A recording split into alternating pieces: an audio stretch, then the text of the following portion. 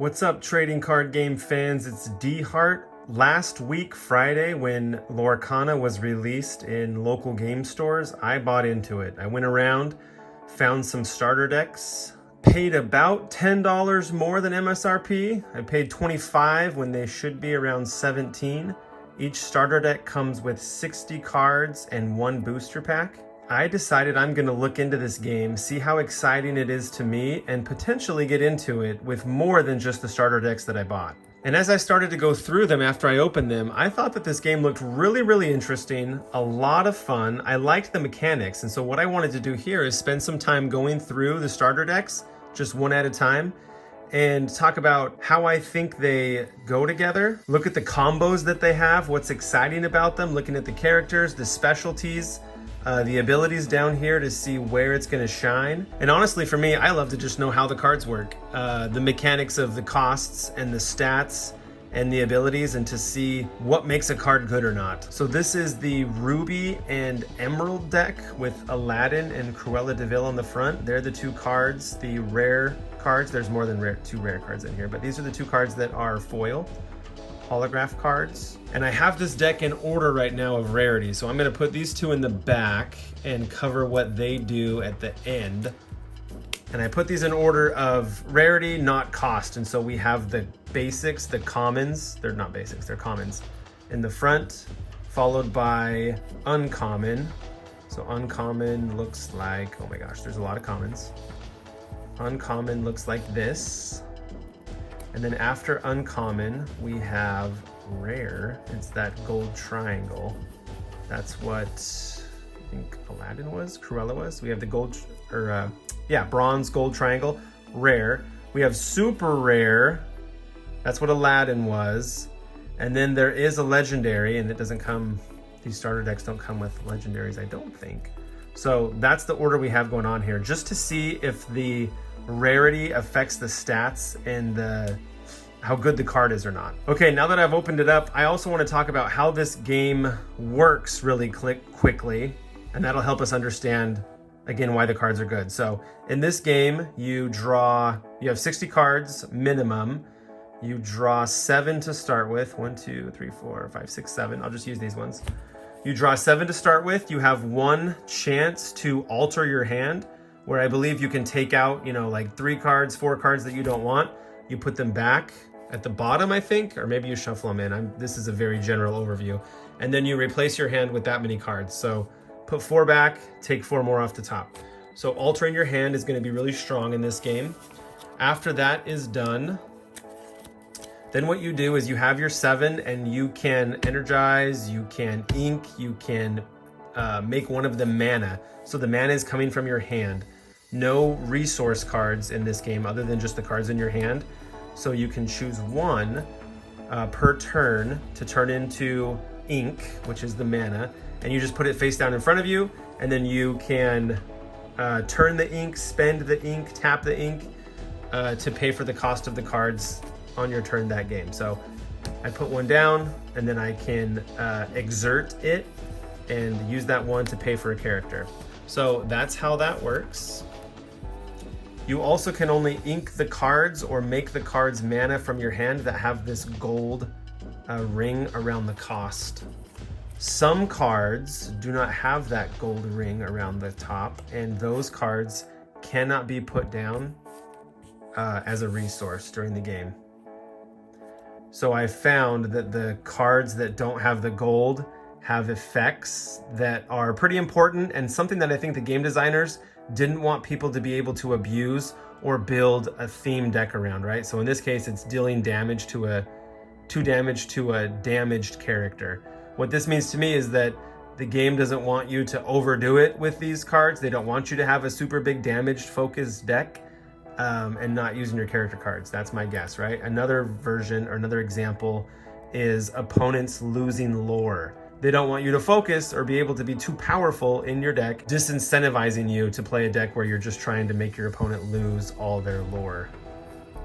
The banishing characters is another one here. And there's the last one too. Losing lore, making your opponents lose lore. So it's going to be limited per deck. They don't want you to focus on it as much.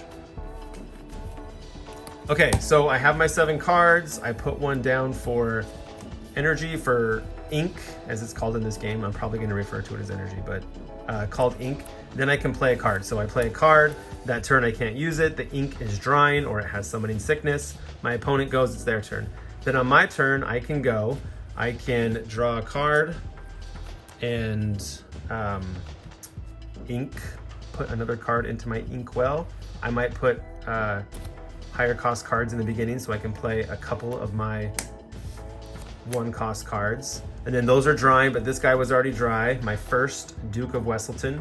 So he's now on the field, and what I can do with him is I can do what's called questing. I can exert him and quest with him, and he gets a lore point because he has one of these symbols on his card. He gives me 1 point. It's called questing, and you get lore. So I'm 1. The first one to 20 wins. Some of these cards have 1, some of them have 2 lore, some have 3 lore, and very few have either 4 or 5 lore. Very, very few out of all 200 cards. So the majority, I did the statistics once, 50% have 1 lore, 40% have 2 lore, and anywhere around, 10% to 12, I kind of rounded up, have 3 to 4 to 5 lore. So that's how the breakdown works. So this guy is out. I can quest with him. I get 1 point. Then it's my opponent's turn if I don't have anything else to do, because these ones would have been spent, right? So on my opponent's turn, if they have a character that is out, that is dried and ready to go, they can either quest themselves by having their character and questing, or they can use their character who is stood to battle my exerted character. So you can battle exerted characters, and that's where you use the stats. So strength and willpower, if this was my opponent's card, their strength would go against my card's willpower. It's 2, my defense here, and this strength was also 2, so they do damage to each other. So the cat does 2 to the guy is out in my discard pile, and he also did 2 damage or strength back to the cat. So the cat could only take 2. He took it, he's out. So they're both out, they're both in our discard piles. So in this game, the strategy and the fun is to figure out when to quest to get points to win, or when to use your characters to battle your opponent's characters that are questing. And again, whoever gets to 20 wins. Okay, with that little demonstration out of the way, I wanted to just get into what makes this game fun, what is this game about, what are the cards, what are they like, what's strong, what's weak, and what am I doing here with the starter deck. So I'm gonna go through them card, set by card, go through quickly and just talk about it. So we have first off Scar in this deck. He's an Emerald, Scar, Fiery Usurper. He is Dreamborn and Villain, so these categories will eventually get into more about, if you have a Dreamborn character, they get to draw a card or something like that, right? Or bonuses that specifically give bonuses to villains versus, an ally or a hero or someone. So that'll be fun too. I don't think there's a ton of cards in the beginning that deal with giving bonuses to categories, but that's gonna come. So the more categories a character has, potentially, the more they can do, the better they will be. Let me just find one that has 3 really quick. Does anybody have 3 in here? There he goes. Storyborn, Hero, and Alien. So 1 to 2 to 3. All right, so looking at this game, we have a vanilla card. There's no stats or abilities down below. He's just got his stats, his number stats. So he's a 4 cost for 5 strength and 3 willpower. I always think of it as like the average of these two should equal the cost. So the average is 4, right? And when the average equals the cost, I've found, I believe, that you get 1 lore point. That is the basic. That is the vanilla, that's the basic equation. So this is just a basic card, but he's fun because he can be used as an attacker. Scar's your attacker. You would use him to take out your opponent's cards that are questing, that are exerted and vulnerable, and get them off the board. Scar is most likely going to go with them because he doesn't have a lot of defense, willpower, but he's great for attacking there. So that's what Scar is used for, the strategy of this deck, right? He's only questing for 1 lore 1 win point. So he's not necessarily strong to help you win the game overall in points. He would just help you defeat your opponent's enemies, your opponent's characters. Duke of Wesselton, he's another basic vanilla, no abilities down here. But in this game, they give all the characters that are basic vanilla in these factions, in these inks, green, red, whatever it may be. Oh, speaking of green and red, you can only have 2 inks, 2 factions, 2 colors per deck, maximum. You could either go all, mono red, or, 2 of a color. Red and green, red and purple, whatever that is. So that's the rule there. But the 1 costs generally give stats of 2 and 2 and 1. That's how they mostly go. So that's really, really normal, which means that his utility, his value, is a lot more than cards that cost more. Because Scar is giving you an average of 4 stat points for 4 cost. Duke of Wesselton, average of 2 for 1 cost. So it's very efficient and good to use these 1 cost cards, get them out early. They provide more of these stat points value right here. The strength and the willpower, offense, defense. I think every faction might only have 1 character so far that is a 1/2/2, just to limit that. So that's what we get with Duke of Wesselton. Here's the Reds version. So that was green. Reds version of the card is Sergeant Tibbs. 1 cost, 2/2, and 1 lore, 1 win point. So you can see the base equation is still the same, except for the 1 costs. 1 lore point is given to a cost of 4 with the average stat point of 4. I hope that makes sense. And there are 3 copies of this guy, 2 copies of Duke of Wesselton. Then we get to Mickey Mouse. He's another basic. He's a 3 cost for 3 and 4. So this is giving you an extra stat point over that average with 1 lore point. So Mickey Mouse, statistically and value-wise, he's better. He's giving you a little bit more. Well, not than the 1 cost, but the non-1 costs. He's giving you a little bit more. So that means he has better value than some of the other guys that are just 3, 3, 3. And there's 3 Mickey Mouses. So whether it's because he's Mickey Mouse, he's a tad bit stronger than his other characters. But then look at, you have Horace, who is just the inverse of Mickey, 3 for 4, 3 instead of 3 for 3, 4 with 1 lore point. So it's not necessarily because Mickey's special, because Horace is not special, and he's got a good bonus in there too. He's a good vanilla. 3 copies of him.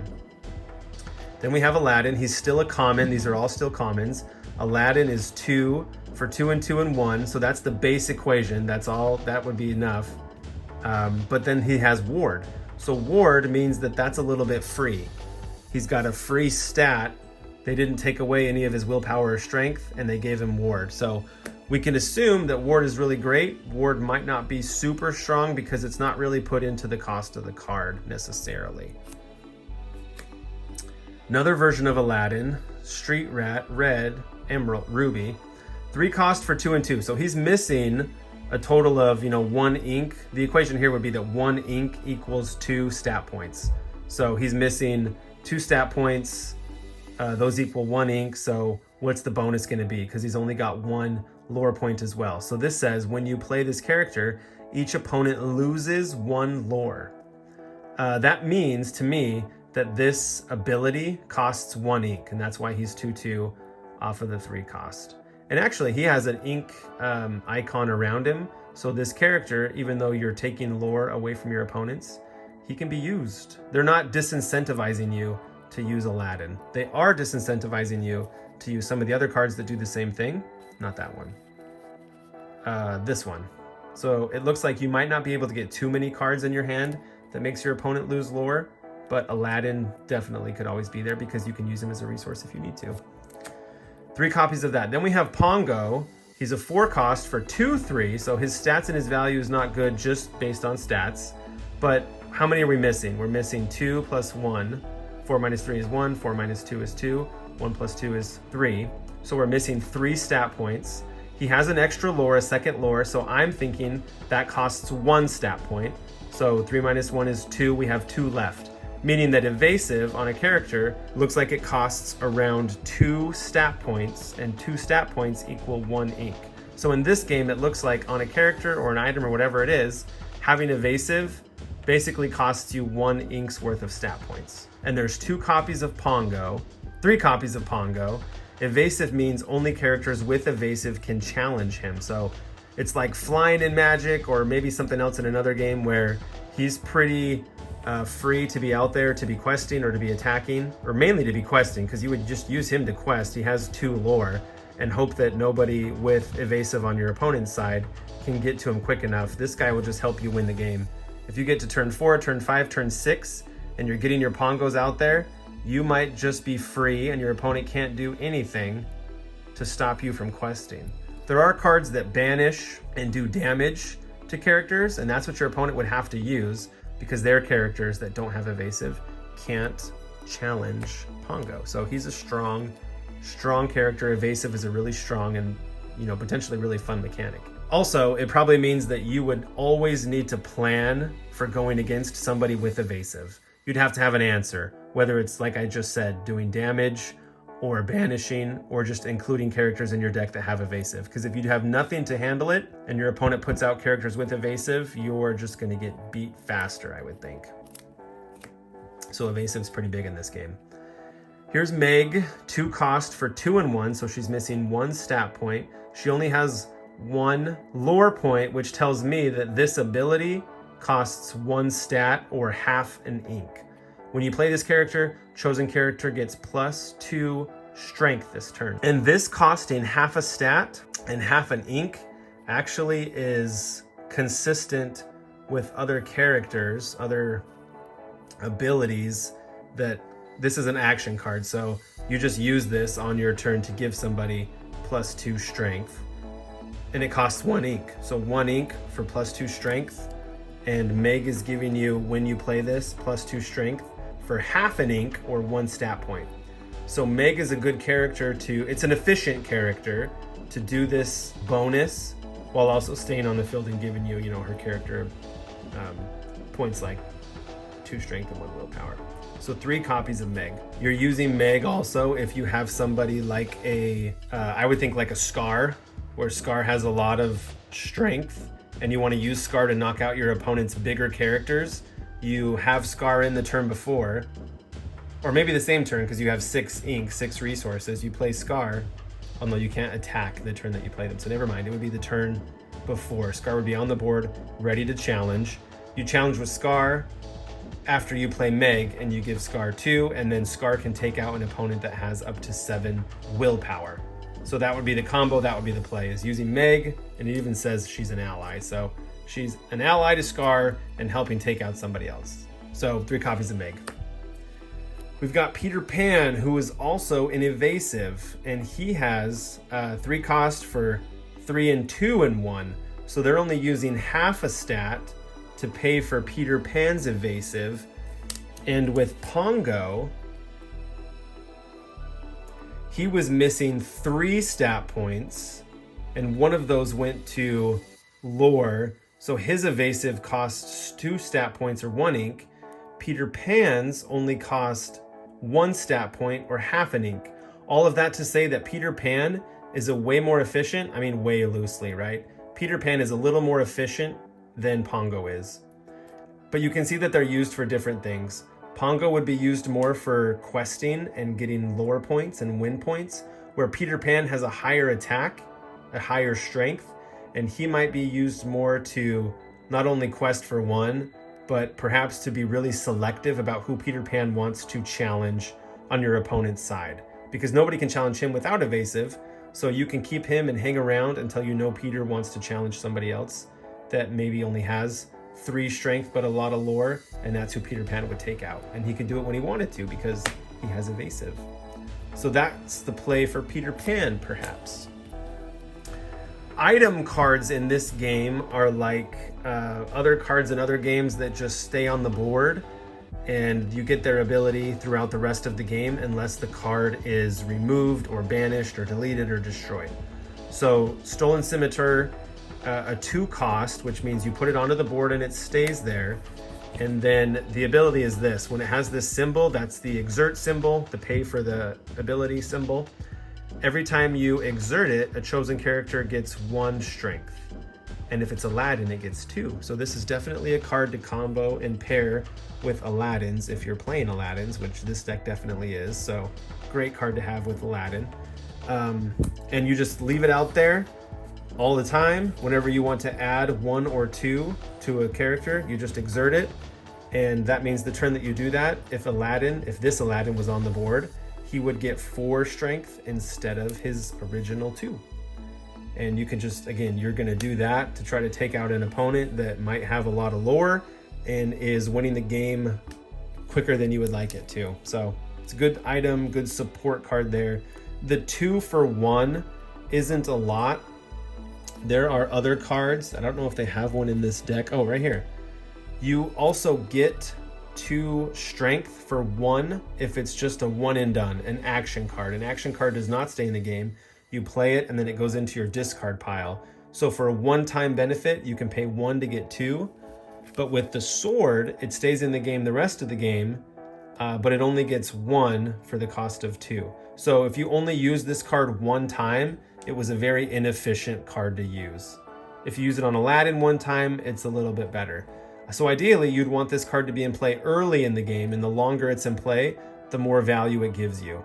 If you have this card in turn for 4 plays, or for 4 turns, and you use it 4 times, that's giving you 4 strength for a cost of 2. That's the same thing as this card in value, right? The benefit is double of the cost. Anything after the 4th use, it's just free value, and it becomes stronger and stronger and stronger. So with cards like this, the play would be to play them as early as possible and to use their value for longer. So the action card. We're still in the common rarity. This card 1 for 2 damage. And you see how it doesn't have the ink symbol, so you can't use it as a resource. So this card could be really strong.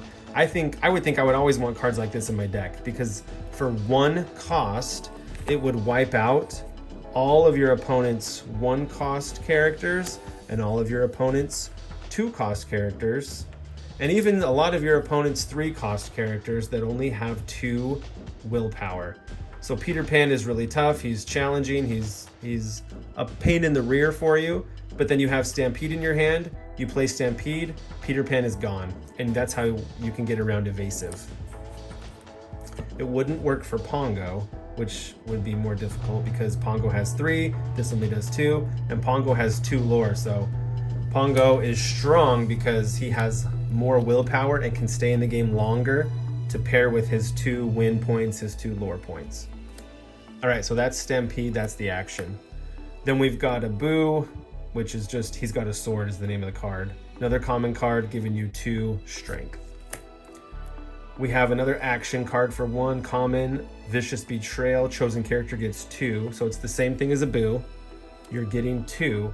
But if it's a villain, you get 3 instead. So obviously you're going to put this card in a deck that would have a good amount of villains to make it so that you can use these cards all the time. So look at that. It comes with Scar, and then it comes with his benefit, his boost of 3 on the card with the art as well. That's kind of cool. So that's the bonus here. You put cards like this with your villains. Now we're moving on to the first uncommon. And one thing I wanted to see is that if it's uncommon, do the stat prices change? Are the cards inherently better or not? So in this case, it is a little bit better than the basic equation that vanilla cards give us. 5 cost for 6 and 5 and 1. A regular vanilla card would generally give us 5 cost for 5, 5 and 1. So he gets half a stat point more than his cost, which is really strong, but it's not unique to uncommons because common cards like Mickey also had it, that extra half stat point for free, and Horace did too. So whether it's common or whether it's uncommon, the value is the same, but it's just cool that you have somebody with that strong of stats. 6 strength is wiping the board and taking care of people like Pongo that have 2 lore points. Although Captain doesn't have evasive, so Captain can't attack Pongo anyways. But you get the picture. Big strength there. Use him to take out your opponent's characters that are also big. 2 copies of him. Then we have the Mad Hatter. He's got a lot going on here. He's got 5 cost for 2 and 4. He's missing 4 stat points. 5 minus 4 is 1. 5 minus 2 is 3, so combine them, he's missing 4 stat points.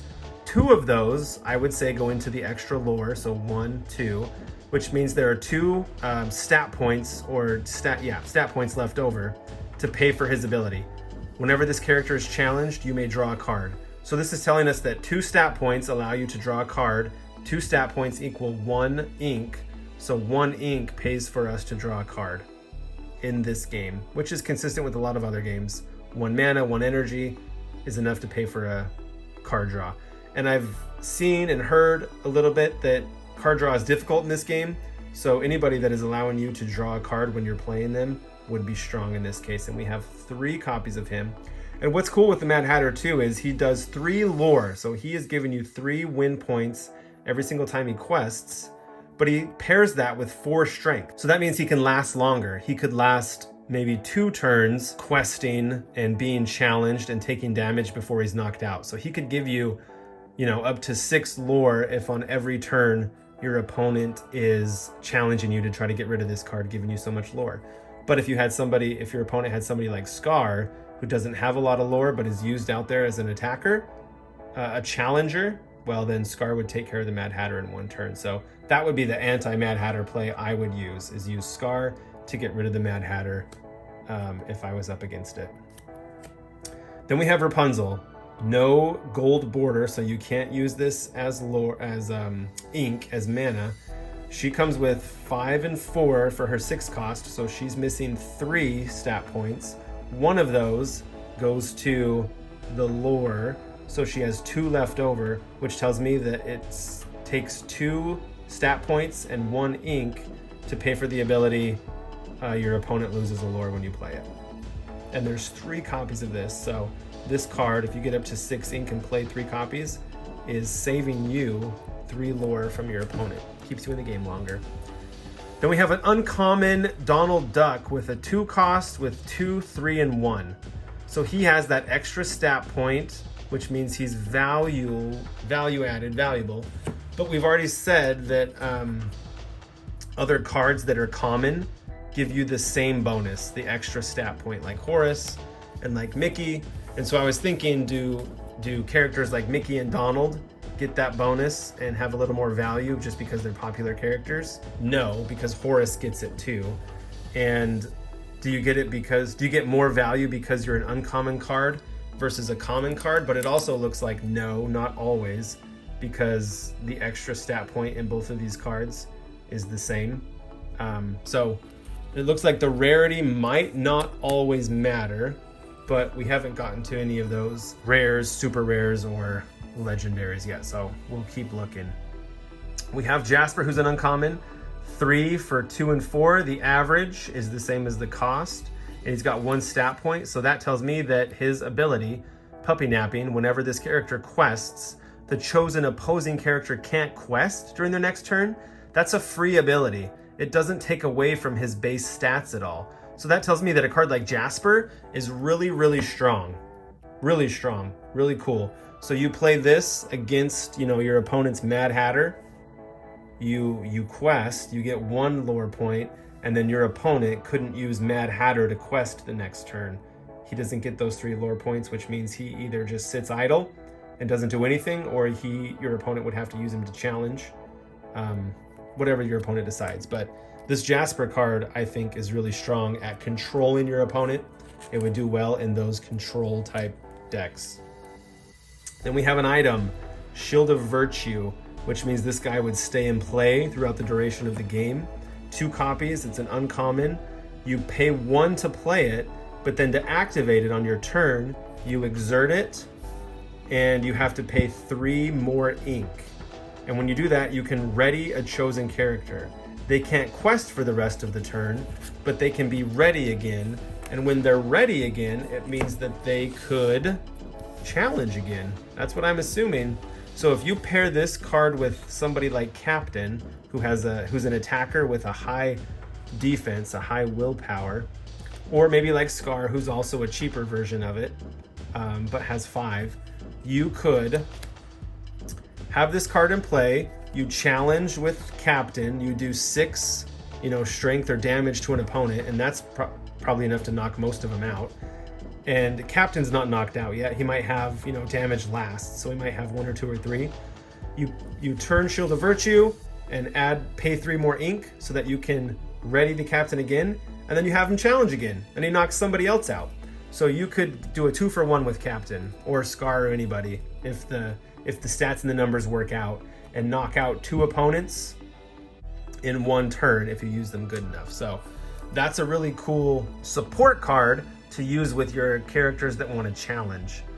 And if you don't want to challenge, that's fine. You could have somebody like the Mad Hatter who quested for 3, but now is vulnerable to your opponent to challenge him and attack him on their turn. So then you just pay your 3 and exert Shield of Virtue to stand the Mad Hatter. He can't quest again. You don't necessarily want to challenge with him, but now he's safe from your opponent. They can't challenge the Mad Hatter and try to get rid of him, and you could use him 1 more turn to get 3 more lore.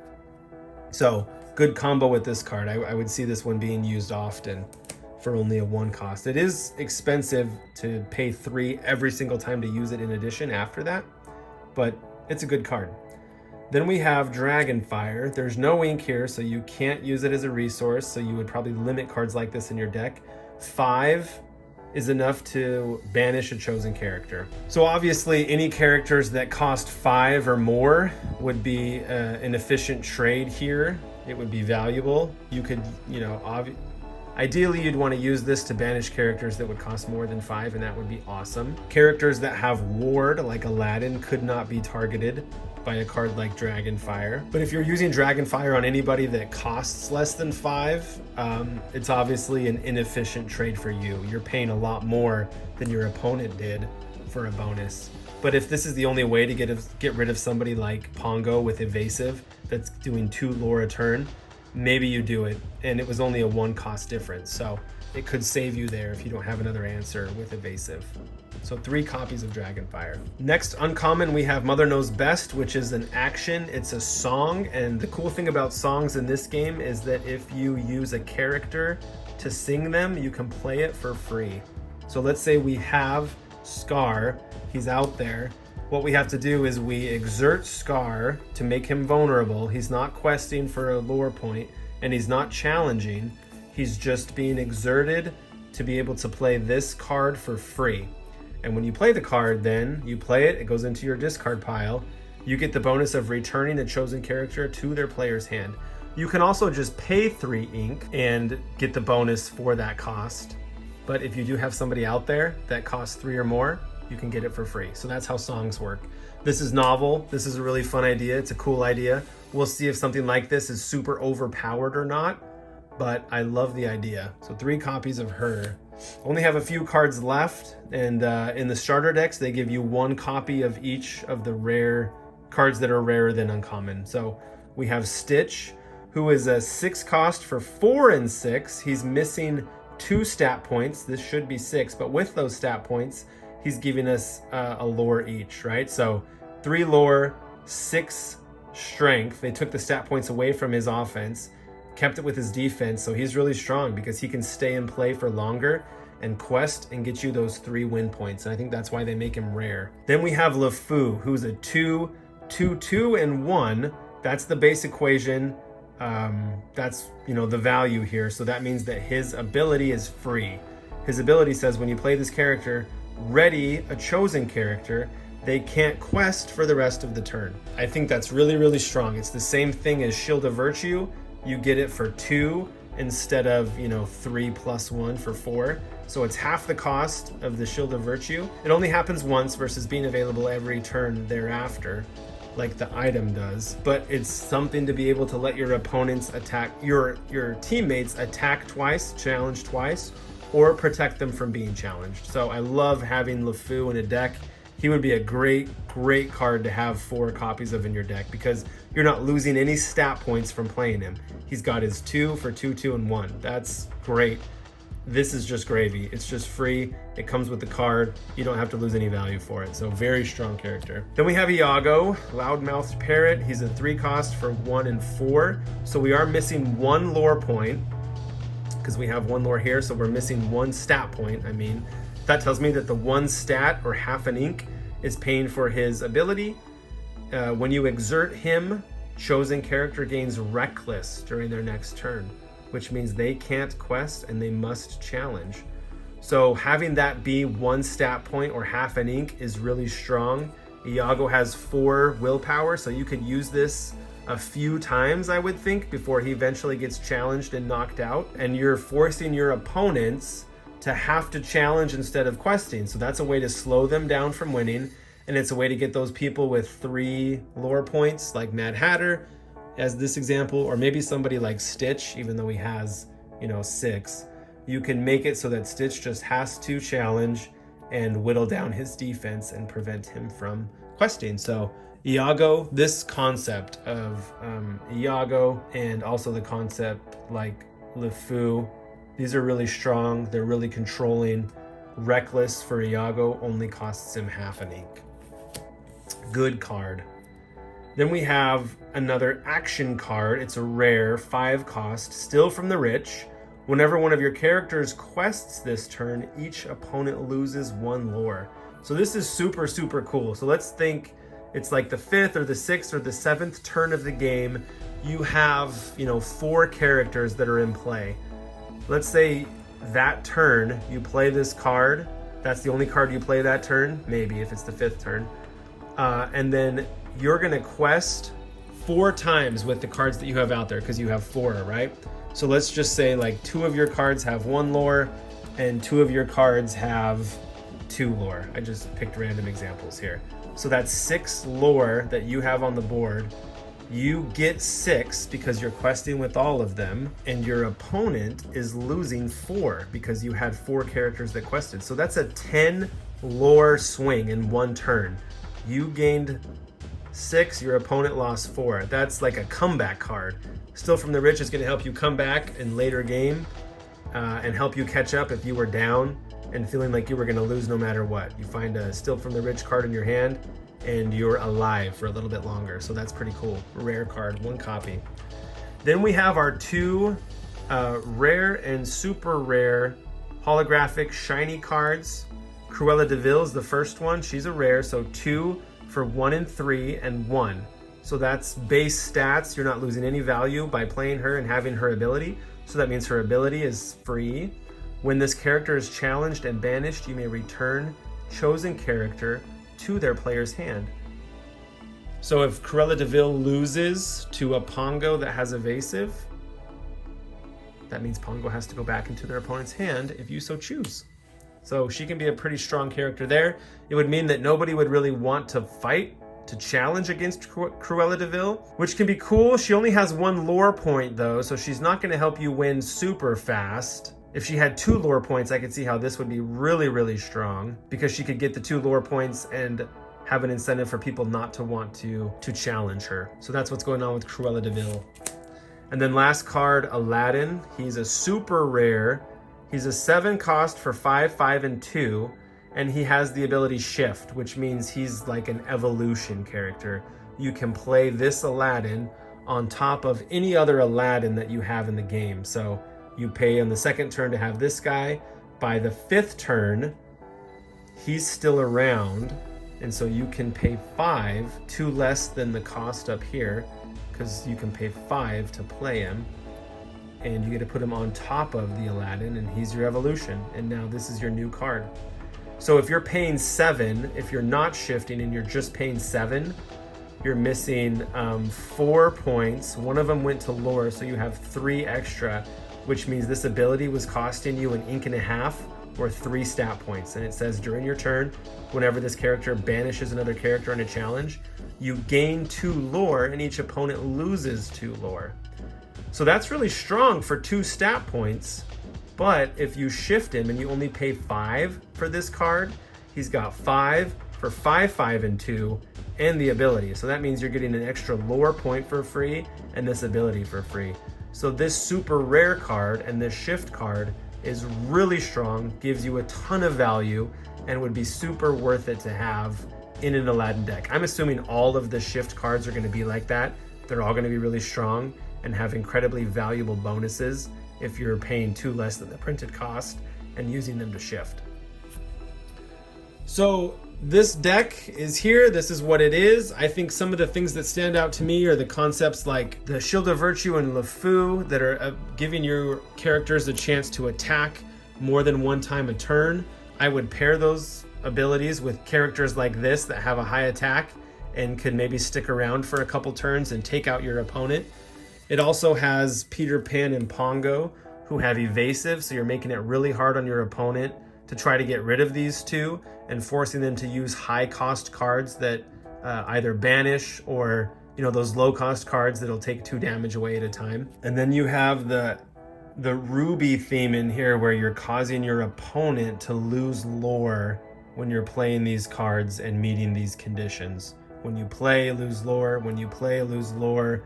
When this banishes an opponent, lose lore. So you are slowing down your opponent's ability to win and helping you win. So overall, I think this Ruby Emerald deck is going to be a lot of fun to play. Alladin, Cruella DeVille here is the main shiny heroes. I'm glad I picked this one up. I can't wait to use it. Hopefully I film a video using it in the future here soon. I think I'm gonna get into Lorcana. I think this is gonna be an easy one to enjoy. It's obviously Disney themed, so it's gonna potentially have the chance to stick around for a really long time and to always have demand and desire to have this game. And I grew up watching Disney movies, so this is fun to me. Thank you all for watching. Hope to see you again soon.